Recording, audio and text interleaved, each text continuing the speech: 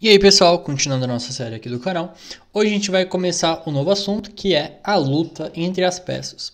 Então, a gente viu a força de cada peça e como elas podem ficar boas ou peças ruins.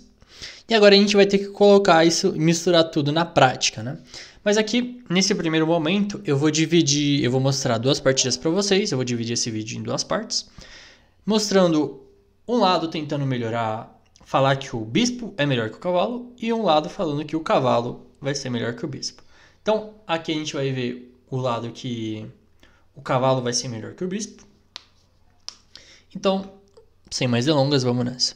Então, o branco jogou com o cavalo F3, veio D5, G3, C5, bispo G2, cavalo C6, roque e E5. E aqui a gente tem uma índia do rei, uma defesa, um ataque índio do rei, uma defesa índia do rei, de cores invertidas.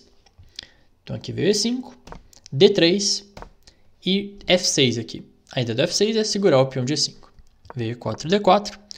E aqui o branco jogou com o cavalo H4, com a ideia de jogar F4 e ameaçando dama H5 cheque também.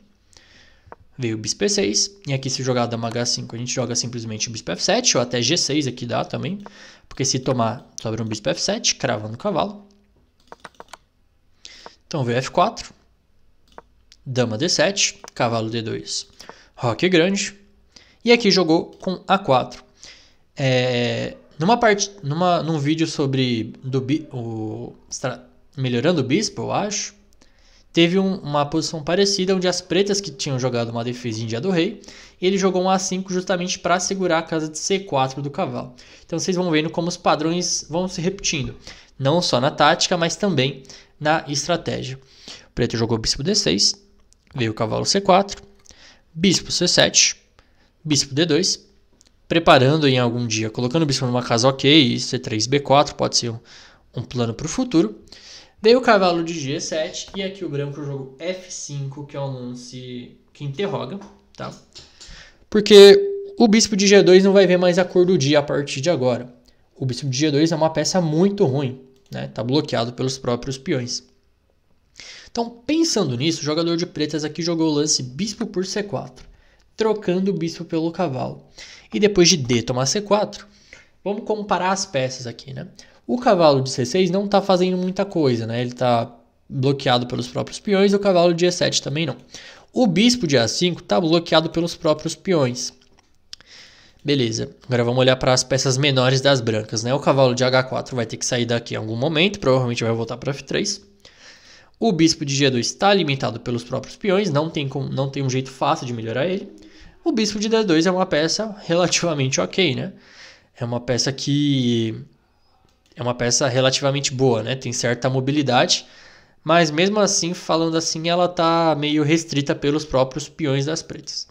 Mas pensando nisso, considerando que o bispo das pretas é mau, as pretas jogaram bispo A5 aqui, para trocar a única peça que poderia ser boa das brancas, né? Então seguiu torre F2 e bispo por D2, torre por D2. E aqui o preto vai jogar de uma maneira exemplar essa partida, porque ele não vai deixar o bispo de G2 voltar para a partida. E a propósito, eu não vejo um jeito fácil desse bispo voltar para a partida. Mas vamos lá. Primeiro começou com rei B8, dama F3. Então esse lance de rei quando roca grande é bem típico para levar o rei um pouquinho mais para o canto, ficar um pouquinho mais seguro. Veio dama C7, bispo F1. Então aqui a ideia das brancas é qual? Colocar o bispo em D3, talvez. Ou simplesmente só defender o peão de C4. E aqui jogou o cavalo C8 as pretas, com a ideia de manobrar o cavalo para D6. Nessas posições fechadas, o cavalo ele ganha muito mais força, porque ele pula as peças, né? Então ele não é tão restrito quanto um bispo está sendo aqui nessa posição, né? Porque ele mal tem casas para ir e todas as casas estão bloqueadas por peões. Aqui o branco jogou com G4, veio o cavalo D6, que aqui o cavalo em D6 ataca tanto o peão de G4, tanto o peão em C4, veio torre G2, dama F7, atacando o peão de C4, e agora dama E2. E aqui o que o preto pensou, né? Então aqui é o momento para vocês pararem para pensar também, e pensarem como vocês jogariam de pretas nessa posição. Apesar da posição estar fechada, ele precisa de linhas abertas para as torres, né? Porque senão não vai adiantar muita coisa ter a posição fechada e não conseguir progredir na posição. Então, o preto jogou com G6 aqui, para tentar abrir um pouco a ala do rei. O branco concordou, jogou F toma G6 e H toma G6. E agora a coluna H abriu para as peças do preto. Veio o cavalo F3 e agora jogou com G5 o preto. E aqui o lance G5 é um lance muito chato, porque além de fixar, né, ele trava mais um peão na casa branca. Então quase todos os peões das brancas estão na casa branca, então o bispo de F1 está ficando cada vez pior. Ele também controla um posto avançado em F4, né? Então se a gente conseguir levar um cavalo para F4 um dia, ele vai estar numa casa sensacional. Então seguiu torre F2, que ameaça cavalo por G5, então a gente sempre tem que ficar de olho nos temas táticos. As pretas jogaram dama E6, cavalo E1, torre H6, para dobrar na coluna H e ao mesmo tempo defender o peão de F. B3, dama E7, cavalo D3, e aqui jogou cavalo E8 as pretas. E a ideia das pretas é o seguinte: a única peça boa que as brancas têm agora é o cavalo de D3, né? Porque ele está numa casa segura, está numa casa que nenhum peão das pretas vai expulsar ele, e está atacando o peão de C5, e pode ajudar a preparar um lance como B4 para abrir a coluna B. Então a ideia das pretas vai ser o seguinte: tentar trocar esse cavalo. Seguiu o bispo G2, cavalo C7, torre E1, cavalo E6, torre F5, torre de DH8, atacando o peão de H2, e agora teve que jogar H3, e olha esses peões. Todos na mesma cor do bispo. Chutaria até que esse aqui é um peão grande, né? Um peão um pouquinho maior que os outros. Então, pensando nisso agora, naquela ideia, qual é a melhor peça das brancas? É esse cavalo de D3.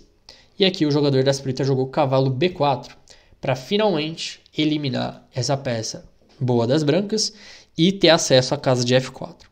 Se o preto jogasse cavalo F4 direto, o branco poderia jogar cavalo por, peão por, e tentar um chute assim com E5. E agora o bispo vê a cor do dia, né? Pelo menos isso. Então aqui pelo menos, beleza, o cavalo está numa casa segura, mas o bispo das brancas ficou ativo, né? Então o preto tem todo o cuidado do mundo. Aqui ele joga cavalo B4, veio torre de F1, cavalo por, peão, dama por, e agora ele põe o cavalo lá em F4. E aqui num sinal de desespero, todas as peças do branco são muito ruins aqui. Ele jogou torre de 1 F4, as brancas, para tentar formar uma espécie de fortaleza. G por F4, rei F2, dama C7 para poder tentar entrar via A5 nas casas pretas. Dama D2, torre G8, rei E2, e agora jogou com torre G5 para trocar essa torre aqui em F5. Tomou. E agora fica muito claro que o bispo de E2 realmente é uma peça horrorosa, né? Seguiu o rei F3. Só que aqui tem um problema, né? O que seria a fortaleza que as brancas tanto sonham aqui? A posição vai ser tão fechada que não vai ter nenhuma coluna aberta para a torre entrar. E assim ela não vai conseguir tomar nenhum dos peões, né? Mas aqui veio dama B6, bispo F1, dama B4. Para trocar as damas. Tomou. Rei G2. E é aqui que veio a coisa, né? Se o preto joga o lance rei C7 aqui, talvez bispo D3 e aqui ia ter certo trabalho para abrir a posição aqui das brancas. Ainda assim, provavelmente deve dar para ganhar com uma ruptura tipo A6 e B5 em algum momento. Mas, para tentar deixar o trabalho mais simples possível, o preto jogou D3, sacrificando um peão, só que depois de bispo por, a ideia fica clara, depois de rei C7, não tem como as brancas evitarem rei D6, rei C5, rei D4, rei C3 e finalmente entrar na posição, ou rei E3 aqui para apoiar o peão de F. O bispo não vai conseguir fazer nada pela entrada nas casas pretas, e o rei tem que ficar aqui defendendo o peão de H3. Então depois de bispo F1, rei D6, o branco abandonou.